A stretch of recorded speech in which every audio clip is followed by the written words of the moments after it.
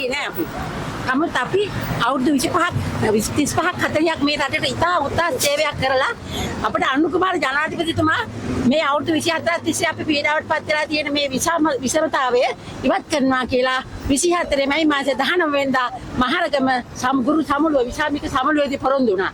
දැන් අවුරුදු දෙකක් අතර කිට්ටු වෙන්න ආවා. මේ අයවැය මේ දෙවනි අයත් යනවා. එතුමා එදා පොරොන්දු වුණා.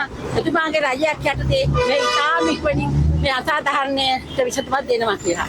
ඊළඟට අනිත් කාරණේ තමයි එතුමාලා විරුද්ධ පක්ෂයේ ඉන්නකොට තමයි මේ නඩුවක් දැම්මේ මේ ගුරුවරුන්ට අසාධාරණයක් වෙලා තියෙනවා කියලා. දැන් මේ නඩුව එතුමාලාට ඉතාමත් ඉක්මනින් විසඳන්න පුළුවන්. මොකද නඩුවත්